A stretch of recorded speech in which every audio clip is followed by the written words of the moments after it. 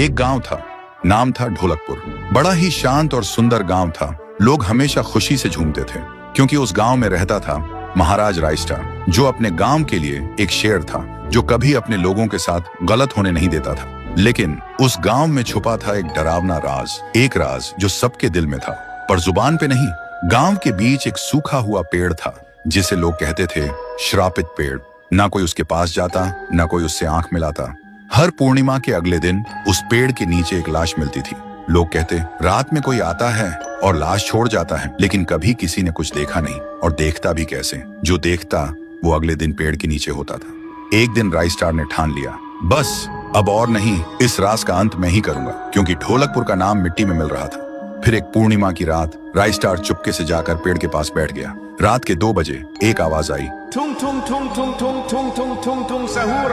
और फिर वो पेड़ भूत में बदल गया। वो भूत कुछ अजीब सा था, एक भयानक शैतानी हंसी वाला चेहरा, आंखें बड़ी बड़ी। वो पेड़ चल के एक घर के गेट को जोर जोर से खटखटाने लगता है। तभी एक आदमी डर के मारे आवाज सुन के बाहर निकलता है। वो भूत अपने लकड़ी जैसे हाथ से एक ऐसा थप्पड़ मारता कि उसकी सांस वहीं थम जाती है, और उसी जगह उस लाश को ले जाता है और वापस फिर से पेड़ बन जाता था। देखते ही रायस्टार का दिल कांप जाता है, पर वो कुछ बोलता नहीं।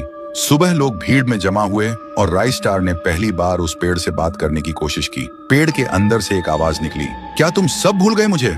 रायस्टार बोलता है, तू कौन है?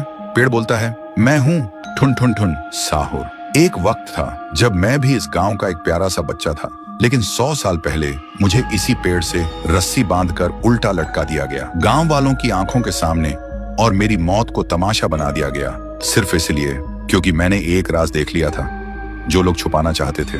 और उसी पल से मेरी रूह इस पेड़ से जुड़ गई। उस दिन से मैं इंसान नहीं, एक सज्जा बन गया, और हर पूर्णिमा में एक राजदार को चुनता हूँ और फिर उसे उसकी खामोशी का हिसाब देता हूँ। रायस्टार बोलता है, लेकिन अब तो वो लोग मर चुके हैं ना, जो तेरा कसूरवार थे। अब तू मासूम लोगों को क्यों मार रहा है? पेड़ कुछ देर चुप रहता है, फिर बोलता है, ठीक है, बस एक बार मुझे याद करो, एक दिया जला दो, फिर मैं कभी किसी को नहीं मारूंगा। फिर रात में सब लोग आते हैं, एक एक दिया जलाते हैं, और तभी पेड़ अपने आप से आग पकड़ लेता है, और आखिर में मुक्ति मिलती ठुन ठुन ठुन साहुर को।